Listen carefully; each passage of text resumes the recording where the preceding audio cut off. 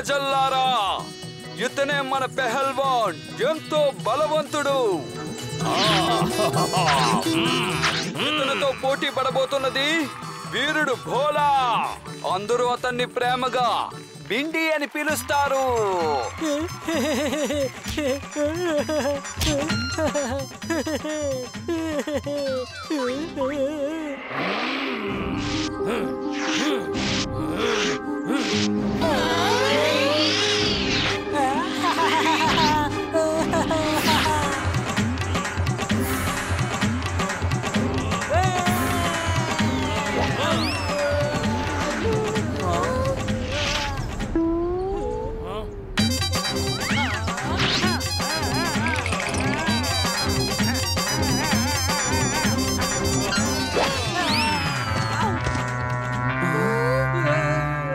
ఇప్పుడు నీకొక పన్ను విరిగిపోయింది.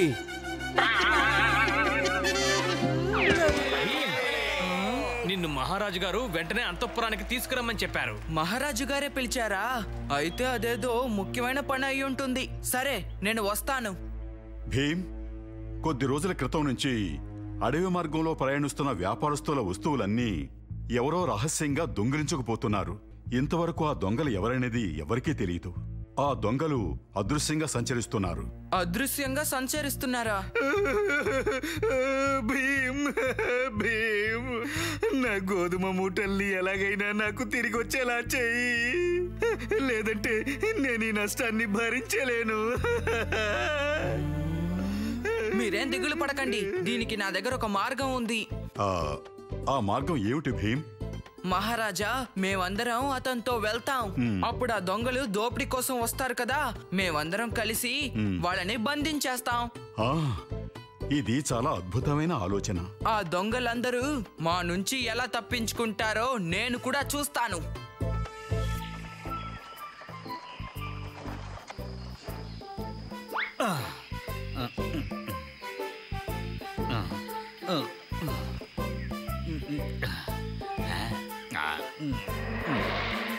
ఎవరు వస్తున్నట్టున్నారు? అందరూ సిద్ధంగా ఉండండి.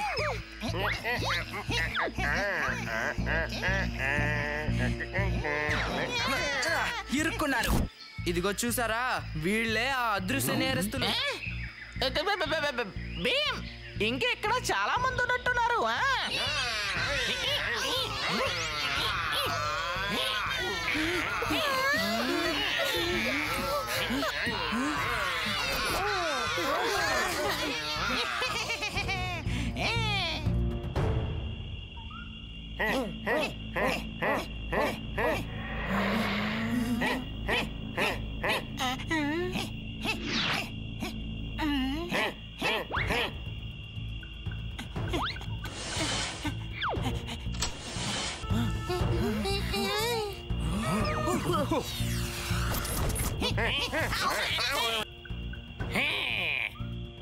ఆపండి. భీమ్, నేనే ఈ ప్రాంతానికి రాజుని. నీకు నీ స్నేహితులకి ఇంటికి వెళ్లేందుకు నేను అనుమతిస్తున్నాను. మీరు వెళ్ళొచ్చు. మీరు దొంగతనం చేసిన వస్తువుల్ని తిరిగి వాళ్ళకి ఇస్తేనే మేము ఇక్కడి నుంచి వెళ్తాం. అలాగే మళ్ళీ దొంగతనం చేయమని మాకు మాట ఇవ్వాలి, సరేనా? ఈ అడవి మా సొంతం. మేము దోచుకున్న వస్తువుల్ని తిరిగి ఇవ్వలేము, అలాగే దోచుకోవడం కూడా ఆపం.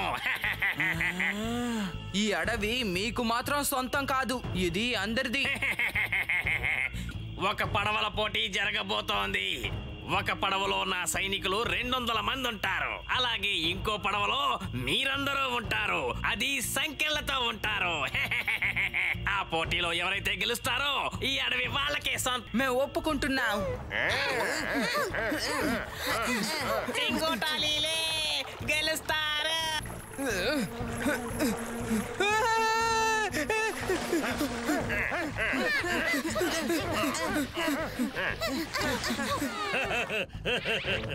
ఇప్పుడు దొంగతనం చేసినవన్నీ తిరిగిచ్చేయండి. మమ్మల్ని క్షమించు భీమ్, మేం దోచుకున్నవన్నీ నువ్వు తీసుకెళ్లిపోవచ్చు. అంతేకాదు, నేను నీకు మాట ఇస్తున్నాను, ఇక మీదట మేము ఎవరిని ఇబ్బంది పెట్టాం, అలాగే ఈ అడవి మీద అధికారం చలాయించం. తీసుకెళ్ళిపో.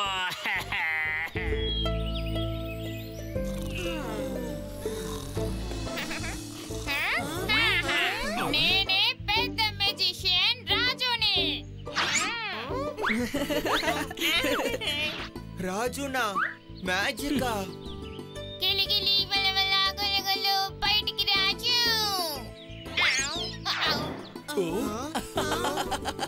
ఏమైంది రాజు?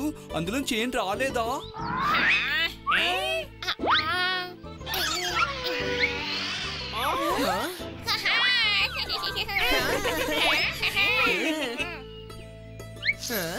నీ మ్యాజిక్ అదిరింది రాజు. ఇదేం కష్టం కాదు, ఎవరైనా చేయగలరు.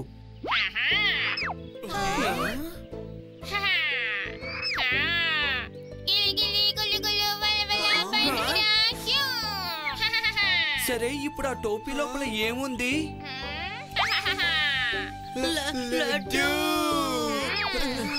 నాకు కూడా ఇవ్వు రాజు. అలాగే నాకు ఒకటివ్వా. ఇది నేను తింటాను. రుచి అదిరింది. ఇంకా ఒకటే మిగులుంది. మీ ఇద్దరిలో ఎవరైతే పెద్దవారో వారికే ఈ లడ్డు దక్కుతుంది. నేనే పెద్దవాణ్ణి. లేదు, నేనే పెద్దవాడిని. వీళ్ళిద్దరిలో పెద్దవాళ్ళు ఎవరై ఉంటారు? బహుశా ఇది మన టుంటున్న ఆంటీకి తెలుసుంటుందేమో.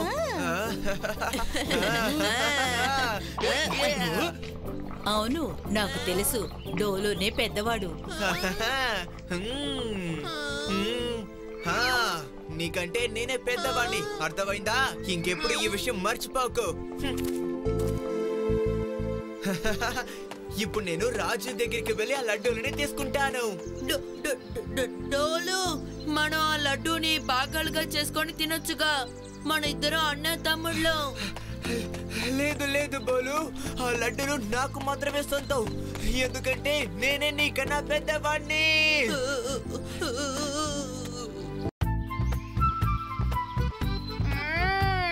ఈ రోజు చేసినట్టే అమ్మ రోజు పరాటాలో నెయ్యేసి చేస్తే చాలా బాగుంటుంది కదా జగ్గు. ఈ రోజు మా అమ్మ బంగాళదుంప మసాలాను పూరీ చేసింది. ఇవాళ పొద్దున నువ్వేం తిన్నావు భీమ్? నేనా? లడ్డు. ఈ రోజు మేం కూడా మంచి విందు ఆరగించాం. అవును కదా బోలు? ఉలవచారు, గడ్డ పెరుగు. అవును, దాని తర్వాత పూరి నాయనో. ఒకవేళ ఇలాంటి భోజనం రోజు దొరికితే ఎలా ఉంటుంది? ఉలవచారు, గెడ్డ పెరుగా? అలాంటి భోజనం చేసే అదృష్టం నాకు దక్కదనుకుంటాను. ఏమైంది కాళియా? గత 3 రోజులుగా మా ఇంట్లో ఒకే కూర వండుతున్నారు, అదే కాకరకాయ. కానీ కాళియా, మీ ఇంట్లో ఎందుకు వేరే కూరగాయలు వండి పెట్టడం లేదో చెప్పు. ఈసారి మా తోటలో కాకరకాయలు ఎక్కువ పండాయట. కాకరకాయలు తింటే ఆరోగ్యానికి చాలా మంచిదంటున్నారు. కాకరకాయల్లోనే రకరకాల వంటలు వండుతున్నారు. కాకరకాయ చాలా చేదు.